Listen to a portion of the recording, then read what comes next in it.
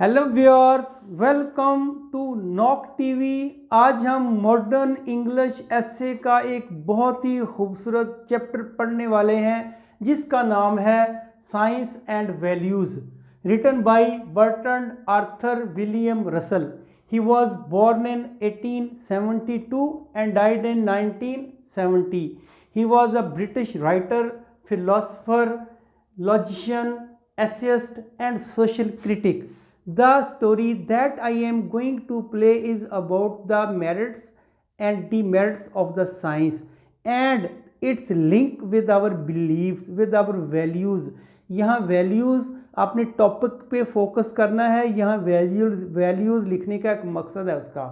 वो साइंस के मेरिट्स भी कह सकता था, साइंस के फ़ायदे भी कह सकता था, साइंस के नुकसानात भी कह सकता था, लेकिन वैल्यूज़ ऐड किया है। यहाँ इसका मतलब और चला जाता है। देखें, हर मज़हब में एक फ़िरके के हर बंदे के कुछ बिलीव्स होते हैं। अपने मजहबी बिलीव्स क्या है, आपके पॉलिटिकल बिलीव्स क्या हैं और आपके जो सोशल बिलीव्स क्या हैं, उन्हीं को फॉलो करते हैं। बिलीव का मतलब भी ये है स्टैंडर्ड ऑफ लाइफ, जो आपने लाइफ स्टैंडर्ड के सेट किए हुए हैं उन्हीं के मुताबिक अगर साइंस चलती है फिर हम कहते हैं कि साइंस हमारे लिए फ़ायदेमंद है। अदरवाइज़ अगर साइंस कहती है कि आप मुंह में दांतों पे ब्रश करो लेकिन आपका बिलीफ नहीं मानता, आप ब्रश की बजाय मसवाक शुरू कर देंगे, आप ब्रश यूज़ नहीं करेंगे क्योंकि ये it is against your belief, आपका एक अकीदा है। इसी तरह देखें, नबी करीम सल्लल्लाहु अलैहि वसल्लम को मक्का से क्यों निकाला गया? उनके जो अकीदे थे, क्रैश के अकीदे थे, मक्का वालों के जो अकीदे थे वो हमारे नबी करीम सल्लल्लाहु अलैहि वसल्लम के अकीदे से मैच नहीं करते थे। उनके बिलीफ, जब हमारे नबी करीम सल्लल्लाहु अलैहि वसल्लम ने अपना बिलीफ बताया कि अल्लाह एक है, उसकी इबादत करो, तो वही तो उनके बिलीफ थे। वो कह रहे थे कि आप बात कह रहे हैं, साइंस जो बात करती है वो कह रहे हैं क्या ये हमारे बिलीफ के अकॉर्डिंग है, क्या ये हमारी वैल्यू को फॉलो करती है, क्या ये हमारी वैल्यू के साथ मुताबिकत रखती है। इसी तरह इब्राहीम अलैहिस्सलाम को आग में डाला गया, तो क्यों डाला गया? यही बात थी ना, बिलीफ का फ़र्क था। वो कह रहे थे इसका अकीदा हमारे से मैच नहीं करता। मूसा अलैहिस्सलाम को मिस्र से निकाला गया, यही बात थी। जब कोपरनिकस ने कहा था कि सूरज ज़मीन के गिर्द नहीं घूमता, सूरज साकन है, तो अब उसको जेल में डाल दिया। क्यों डाल दिया गया? कि उनके बिलीफ थे। तो जो आपकी वैल्यूज़ होती हैं, जो आपके बिलीव्स होते हैं, उसके जो अगेंस्ट बात करता है वो आपको अच्छा नहीं लगता, हाँ वो साइंस हो का कोई भी हो।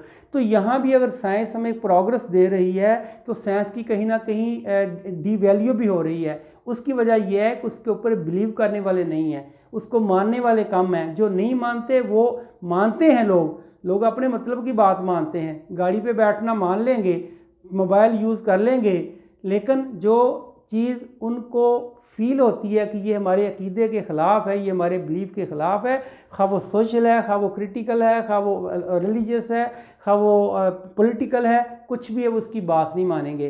तो इस तरह साइंस ने हमें क्या दिया है, इस चैप्टर में ये बताया गया है कि साइंस ने हमें क्या दिया है, प्रेजेंट में क्या दिया है, पास्ट में क्या दिया है और फ्यूचर में हमारी क्या एक्सपेक्टेशंस हैं, हमारी क्या तवक्कुआत हैं साइंस से, साइंस हमें क्या देगी। और जो जो उसको खामियां नजर आई उसने बता दिया है। उसने जो स्टार्ट लिया ना आपका चैप्टर, उसने स्टार्ट ही इससे लिया। उसने कहा साइंस ने हमें दो तो चीज़ें दी हैं जो नेगेटिव हैं और दो दी हैं जो पॉजिटिव हैं। और उसने नेगेटिव बात से अपनी बात का आगाज़ किया है। पहला सेंटेंस उसने लिखा है, उसने कहा था कि ये क्या, उधर चलते हैं। There are two ancient evils that science unwisely used. जो साइंस ने, जिसमें अनवाइजली कहते हैं अक्लमंद, जो अक्लमंदी से काम ना किया गया हो, यानी साइंस का fall use, miss use of the science आप कह लें। जो साइंस ने माजी में मिस यूज़ किया है, गलत इस्तेमाल किया, वो क्या था? वो उसने बताया। उसने कहा था वो दो चीज़ें हैं, टायरनी है एंड वॉर है। जंग है, मायूसियाँ हैं, परेशानियाँ हैं और तकलीफ़ें हैं। ये कह रहा हमें दिया है, जंग दी है। क्योंकि अगर साइंस की प्रोग्रेस से वेपन ना बनते, हथियार ना बनते, जहाज़ ना बनते, बम ना बनते, तो इतनी तबाही ना आती जो वर्ल्ड वार 1 और वर्ल्ड वार 2 और उसके बाद पहले बैटल ऑफ हेस्टिंग, उसके बाद जोंगे में हुई है। इसी के ऊपर बात करने वाला है वो। अब उसने इसको कुछ तो चीज़ें ऐसी ली हैं कि जो उसने कहा था हम इम्प्रूव कर सकते हैं।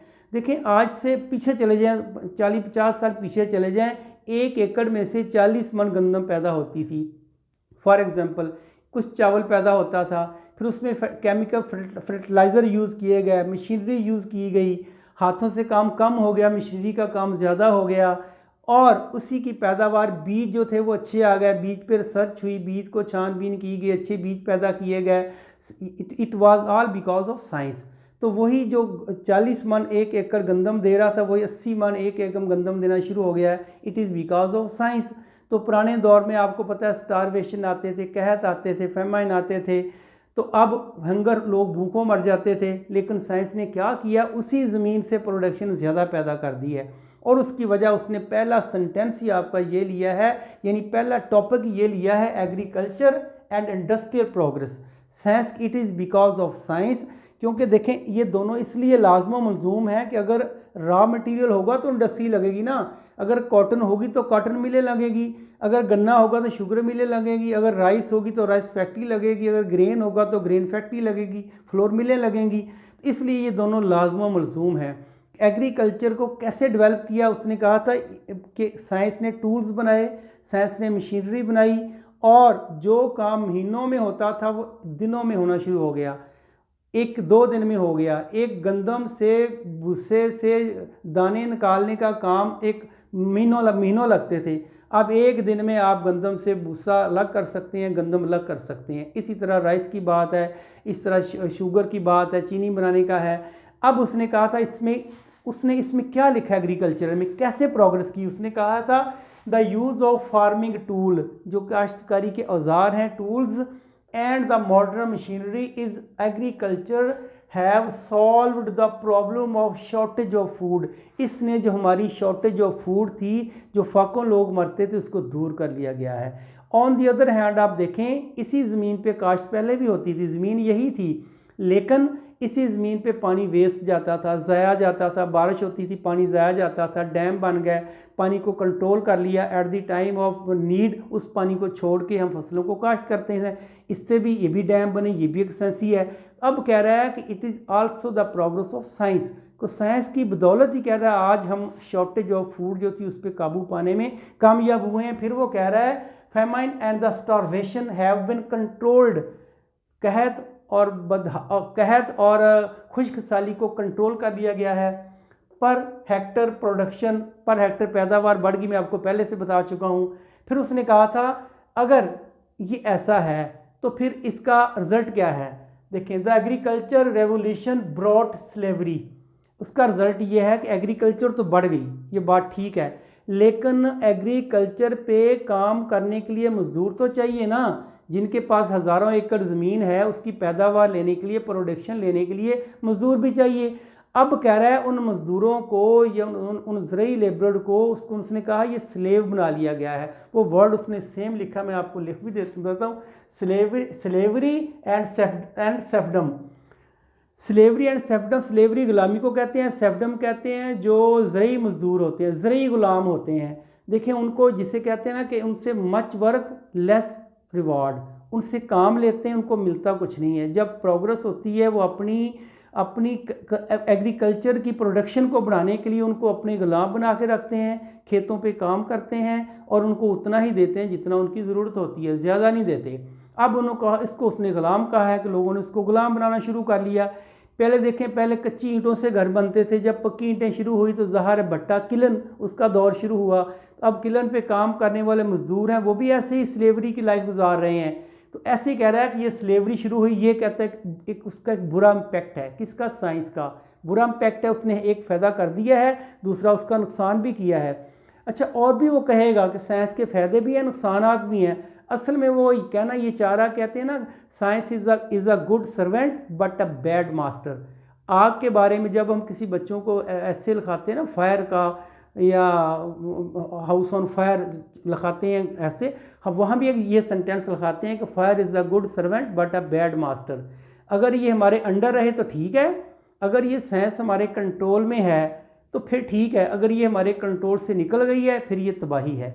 अब यही उसने कहा था, man are used like beast of burden, जो इंसान है उनको गधों की तरह इस्तेमाल किया जाता है। कहाँ? खेतों में।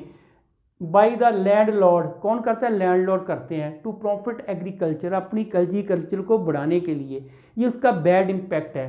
फिर उसने दूसरी बात की थी, उसने कहा था कि कुछ देखिए मैंने कहा ना साइंस की प्रोग्रेस के साथ जुड़ी ही चीज़ें हैं, और आगे पार्ट 2 आएगा कि अगर वो जो लोग उसको नहीं फॉलो करते उसका रिजल्ट क्या निकलता। फिर उसने कहा कि मेडिकल की डिस्कवरी से कुछ वैक्सीनेशन ईजाद हो गई है, कुछ एनाथीजिया ईजाद हो गया। एनाथीजिया लिखा भी है मैंने यहाँ, वैक्सीनेशन है एनाथीजिया। एनाथीजिया जब मरीज़ को बेहोश करते हैं, पहले बेहोश किए बगैर ही उसका ऑपरेशन होता था, उसको गर्म करके जो थे वो सलाखें लगाई जाती थी, लेकिन अब उसकी पेन को रिलीफ को कम कर दिया गया बिकॉज ऑफ साइंस। वैक्सीनेशन उसने कहा था कि जो बच्चे पैदा होते ही मर जाते थे, कुछ बच्चे जो थे वो अपनी अडल्ट एज को नहीं पहुंचते थे, पहले ही मर जाते थे। अब कह रहा है इस वैक्सीनेशन ने बच्चों की जो डेथ रेट था उसको कंट्रोल कर लिया है। उसने एक एग्जांपल दिया आपकी बुक में, वो लिखी हुई मैंने, उसने कहा था कि 1920 में इन्फेंट मोर्टेलिटी की बात कर रहा है। इन्फेंट मोर्टेलिटी होता है बच्चों का पैदा होते ही मर जाना, बच्चों का फौत हो जाना, बच्चों की death of the children, death of the kids, उसकी बात कर रहा है। कह रहा है 1920 में इंग्लैंड और वेल्स में, इंग्लैंड और वेल्स दोनों यूके के हैं, कह रहा है दोनों में वाज इट 80 पर 1000, 1000 में से 80 बच्चे मर जाते थे, 1000 में से 80। अब कह रहा है 1948 पाकिस्तान बनने के 1 साल बाद, उस वक्त जो कैलकुलेशन की गई उसके अकॉर्डिंग वो कह रहा है उसी इंग्लैंड और वेल्स में 34 पर 1000, 1000 में से 34 मरते थे। आज देखें, आज तो ये टोटल ख़त्म हो गया है, थोड़ी सी एक माइनर रह गई है, लेकिन इसके साथ साथ जो बर्थ है वो होती जा रही है, पैदाइश पे कंट्रोल नहीं कर सका। वही कह रहा है कि साइंस ने ये कंट्रोल तो कर लिया है, अब बर्थ कंट्रोल साइंस नहीं कर सकी। इसकी वजह से ये लिखा भी उसने, science has controlled over the death rate, death rate तो साइंस ने कंट्रोल कर लिया है, failed to control over birth rate, लेकिन वो बर्थ रेट कंट्रोल करने में नाकाम रही है। ये था वैक्सीनेशन और एनाथीजिया का। अब दूसरा उसने बोला था क्राइम कंट्रोल में साइंस ने हमारी कैसे मदद की है। देखिए पहले आपको पता है इंग्लैंड की गलियां वीरान होती थी, उसमें नो लाइट नहीं होती थी, कोई प्रॉपर सिस्टम नहीं होता था। अब उस वक्त तो चोरी होते थे, स्ट्रीट क्राइम होते थे, डाके होते थे, चोर को पकड़ना मुश्किल था। It was very difficult to catch the thief in that days, but nowadays there are cameras everywhere, there is fingerprint, the facility of fingerprint, लिखा भी है मैंने क्राइम कंट्रोल कैसे होते हैं। उसने कहा था हमारे फिंगरप्रिंट से हम जो है ना वो एक थीफ को या डकेट को या चोर को पकड़ लेते हैं, और दूसरा फ्रांजिक रिपोर्ट होती है, फ्रांजिक रिपोर्ट से पूरा उसके ब्लड से पकड़ लेते हैं, डीएनए से पकड़ लेते हैं। फिर उसने कहा था पोस्टमार्टम रिपोर्ट से हम पता कर लेते हैं। फिर उसने कुछ और एग्जांपल दी है। फिर उसने कहा था फ़ोन्स हैं, कैमराज हैं, फ़ोन कैमरा आजकल मोबाइल से पूरा डाटा मिल जाता है, कैमरे से मिल जाता है, कैमरे लगे हुए हैं। और उसने कहा था इन सारी चीज़ों ने क्राइम को कंट्रोल करना आसान कर दिया है, it is because of science. तो ये साइंस के फ़ायदे हैं, ये यूज़ आ रहे हैं, ये हमारे वैल्यूज़ के साथ हैं। चोर पकड़ना सारे चाहेंगे और बीमारी से इलाज सारे चाहेंगे, वहाँ नहीं देखेंगे कि साइंस जो है हमारे मज़हब के अगेंस्ट जा रही है, वहाँ नहीं देखेंगे, वहाँ ठीक है। अब कह रहा है ये सारे हमारे बिलीफ, ये हमारी वैल्यूज़ के अकॉर्डिंगली जा रहे हैं, ये ठीक जा रहे हैं। फिर उसने कहा था नेक्स्ट, कह रहा था अगर ये ऐसा होता क्यों है, लोग ऐसा क्यों करते हैं, लोग मुआशरे में प्रॉस्पेरिटी क्यों नहीं चाहते, पीस क्यों नहीं चाहते, उसके एक रीज़न है। उसने पहली रीज़न बताई है, ये लिखा उसने, फैनेटिज्म। फैनेटिसिज्म कहते हैं जुनून को, जुनून नेगेटिव मीनिंग लिया उसने यहाँ, नेगेटिव यानी कि जुनून इतना कि अपनी सारी हदें आप पार कर जाएं। उसने एक पहली इसकी डेफिनेशन लिखी है जो मैं आपको बता भी देता हूँ। द मैड वर्शिप, पागल जो पुजारी हैं, जो पागलपन की तरह पूजा करते हैं, जो अंधाधुंध पैरवी करते हैं, इसी का अंधाधुंध पैरवी, ब्लाइंड फेथ, ब्लाइंड फॉलोअर, इनकी बात कर रहा है। वो कहता है वो of one religious and political views, कहता है वो मजहबी भी हो सकते हैं, सियासी भी हो सकते हैं। हमने देखा है कि हमारी सियासी लीडर अपने घरों में बैठे हैं, इकट्ठे खा रहे हैं, इकट्ठे रह रहे हैं, और जो रिश्तेदार है वो लड़ लड़ के मर रहे हैं, आपस का खाना पीना छूट गया है। ये क्या है, ये फैनेटिज्म ही है, ये एक जुनून है उनका। अब इसी तरह मज़हब के बारे में देख लें, थोड़ा सा आपको लूती लगाते हैं कुछ ना कुछ और बात कहीं की कहीं पहुंच जाती है, हालांकि वो होती भी नहीं, कुछ भी नहीं होता। ये चंद लोग अपने मुफाद के लिए ऐसा करते हैं। उसने कहा ये लोगों में, ये उसने कहा था ख़ास तौर पे मशरक़ी लोगों में पाई जाती है, एशिया के लोगों में पाई जाती है, जनूबी एशिया के लोगों में पाई जाती है, फेनेटिज़म एंड पॉलिटिकल एंड रिलीजियस इस कार, इसे कहता है वो फेनेटिज़म कहते हैं। फिर वो कह रहा है it creates hatred, greed, jealousy, frustration, कहता है ये चीज़ें हमारे अंदर फिर ये फ्रस्ट्रेशन पैदा करती हैं, लालच पैदा करती हैं, सेल्फिश बन जाते हैं हम लोग देखते हैं कि मेरा भाई सामने है, किसी के लिए हम अपने भाई से लड़ जाते हैं और उससे बोलचाल बंद कर देते हैं। अब कह रहा है it is greatest foe of human being, कहता है ये सबसे बड़ा दुश्मन है इंसानियत का, ये चीज़ सबसे बड़ी दुश्मन है, इससे आप अवॉइड करें। फिर उसने एक और बात की है फेनेटिज़म के बाद, उसने एक बात की, उसने कहा था कि ये कौन लोग क्रिएट करते हैं, फेनेटिज़म कहाँ से आती है, ये लोग क्रिएट करते हैं। उसने कहा था द अनएजुकेटेड, इलिटरेट, जो अनपढ़ होते हैं, जाहल होते हैं, एंड नैरो माइंडेड, और जो नैरो माइंडेड पीपल होते हैं, people die for the glory of their belief.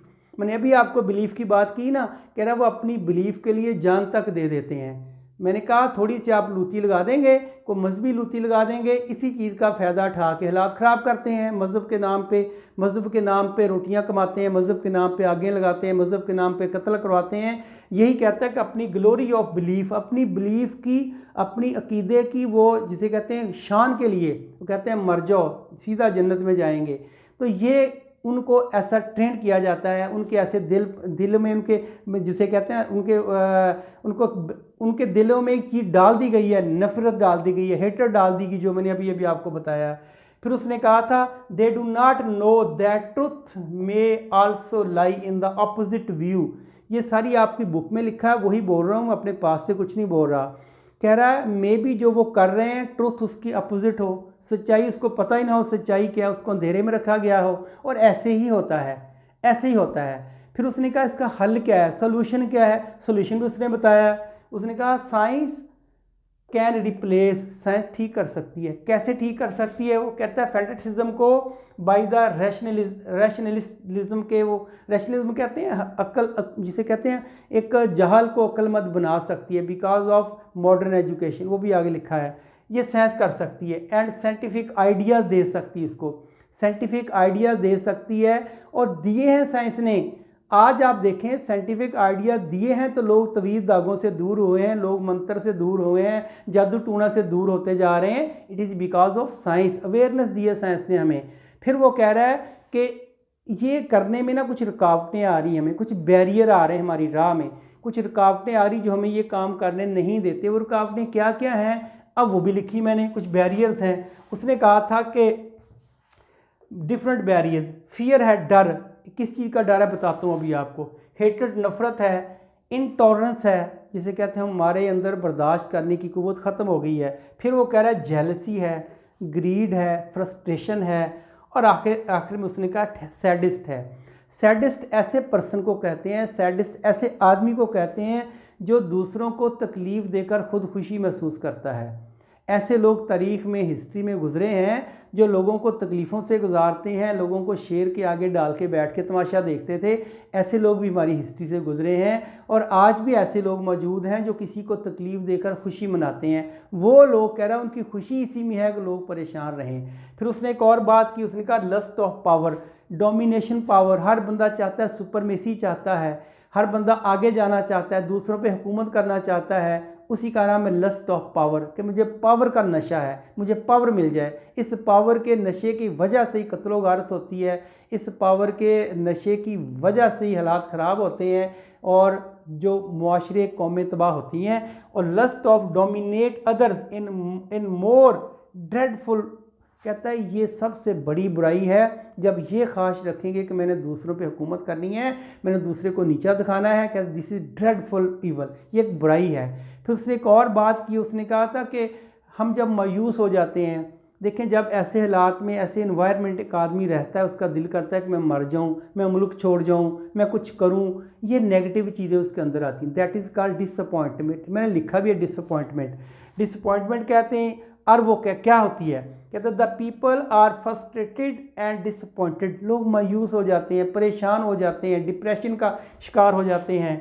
They want to die, फिर वो मरना चाहते हैं, सुसाइड करना चाहते हैं। और हुआ भी ऐसे, होता भी ऐसे ही है। बहुत सारे आपने देखें, पाकिस्तान में देखें, इंडिया में देखें, बहुत से लोग सुसाइड करते हैं, मर जाते हैं, अपनी जान देते हैं, अपने बच्चों को मार देते हैं, अपने बीवी को मार देते हैं। और यही फ्रस्ट्रेशन होती है, ये परेशानी होती है, डिसअपॉइंटमेंट होती है, मायूसी होती है। फिर उसने कहा था द डेथ विश, कहता है ये जो मौत की ख्वाहिश है, मेक देम आइडल एंड स्लगश, ये उनको बेकार बना देती है, सुस्त बना देती है, क्योंकि उनका जीने की ज़रूरत, जीने का हौसला उसके अंदर से निकल जाता है। अब कह रहा है कि ये साइंस कैसे दूर कर सकती है, आगे है भी है कि एजुकेशन, मॉडर्न एजुकेशन आ गई है और उसके ज़रिए दूर किया जा सकता है। और यहाँ जो उसने लिखा वो लिखा है, science can remove such irrational, science जो है ये इरेशनल जो चीज़ें हैं उसको रैशनल कर सकती है। And thinking by the use of psychology and modern education system, जदीद एजुकेशन सिस्टम को लागू करके लोगों पे ऐसे ऐसे सिलेबस तैयार किया जाए, ऐसे ऐसे लोगों की मेंटेलिटी तैयार की जाए, लोगों की ब्रेन वॉशिंग की जाए। It is because of science जो ये कर सकती है। फिर उसने एक और बात की थी कि हम इसको, इस डिसअपॉइंटमेंट को एजुकेशन से दूर कर सकते हैं। एजुकेशन क्या, मैंने आपको लिख दिया है, मीडिया एजुकेशन है, इंटरनेट आ गया है, ऑनलाइन एजुकेशन आ गई है। फिर उसने कहा था it is the best weapon to remove disappointment and bring prosperity, खुशहाली लाने का और मायूसी मिटाने का ये सबसे बेहतरीन हथियार है, बेहतरीन टूल है, बेहतरीन वेपन है। क्या, एजुकेशन। और ये कह रहा है कि the education system of America is very strong, university free है, तालीम फ्री है और तालीम के मौके ज़्यादा हैं। और साथ कह रहा है कि दे डोंट वेस्ट टैलेंट, वो टैलेंट को ज़ाया नहीं करते। किस तरह ज़ाया नहीं करते, देखें हमारे यहाँ एफएससी के बाद एमबीबीएस में जाना होता है, डॉक्टर बनना होता है, या एफएससी के बाद इंजीनियर बनना होता है। जो नहीं बन सकते वो टैलेंट ज़ाया गया, लेकिन उन्होंने, साइंस ने ऐसी राहें दी हैं, कोई बच्चा भी ज़ाया नहीं जाता, उसको डिफरेंट रास्ते दे दिए हैं, डिफरेंट मेडिकल की फील्ड निकाल दी हैं, उनका टैलेंट से वो पूरा फ़ायदा उठाते हैं। फिर उसने एक आखिरी बात की, उसने कहा था कि इसका सलूशन क्या है सारे का। जब बर्टन रसल से पूछा गया what is the solution of this जिसे कहते हैं ना इस बेचैनी का, इस एंग्जाइटी का हल क्या है, उसने कहा था पूरी दुनिया को मिला के एक गवर्नमेंट कर दी जाए, यानी कि पूरा दुनिया एक मुल्क, एक स्टेट बन जाए, एक मुल्क बन जाए, एक ही फ़ौज सारों की हो और वही करे। इस तरह उसके अंदर से डिफरेंस ख़त्म हो जाएगा। ये लिखा भी मैंने जो आपकी बुक में लिखा हुआ है, वर्ल्ड गवर्नमेंट, दुनिया की हुकूमत, उसको उसने नाम दिया वर्ल्ड स्टेट कह लें आप। There is a need of international government, ऐसी इंटरनेशनल गवर्नमेंट की ज़रूरत है। उसने क्यों ऐसा कहा, उसने कहा था because the league of Nations, हमने लीग ऑफ नेशन बनाई थी ना कौमों की, और वो कह रहा है and such other bodies have failed badly, वो बुरी तरह नाकाम हो चुकी हैं। यूएनओ कब बना था, कब लीग ऑफ नेशन बनी थी, जब वर्ल्ड वार 1 हुई थी, लेकिन उसके बाद वर्ल्ड वार 2 फिर हो गई, फिर उसको देखा गया।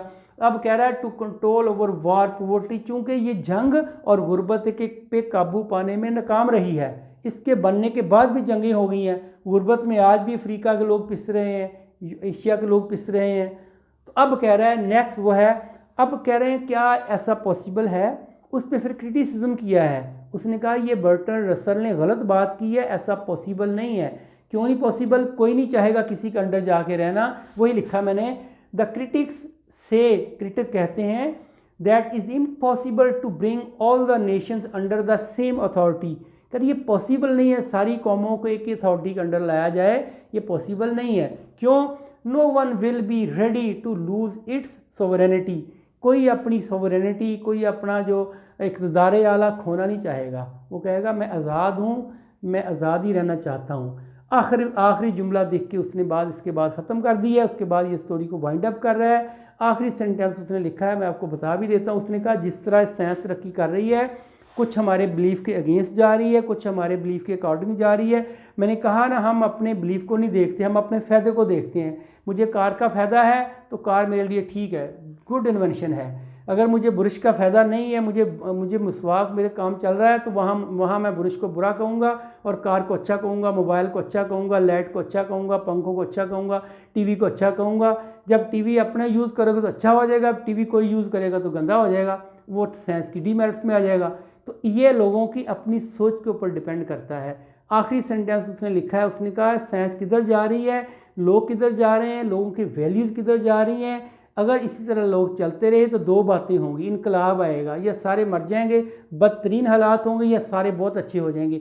यही सेंटेंस कह के उसने वाइंड अप कर दिया। उसने लिखा है द नियर फ्यूचर, आने वाले वक्त में, नियर कहा है, फ्यूचर दूर नहीं है, कहते हैं आने वाला वक्त वो क्या होगा जब must either be much better, या तो ये बहुत ही बेटर हो जाएगा, या फिर उसने कहा मच वर्स्ट, या बहुत ही बुरा होने वाला है, कुछ ना कुछ बहुत बड़ी तबाही आने वाली है, वर्ल्ड वॉर 3 होने वाली है। कह रहा है ये इन फ्यूचर में यही होने वाला है। सो व्यूअर्स, इसके साथ ही हमारा आज का टॉपिक ख़त्म हुआ। Thank you very much for watching my video till last.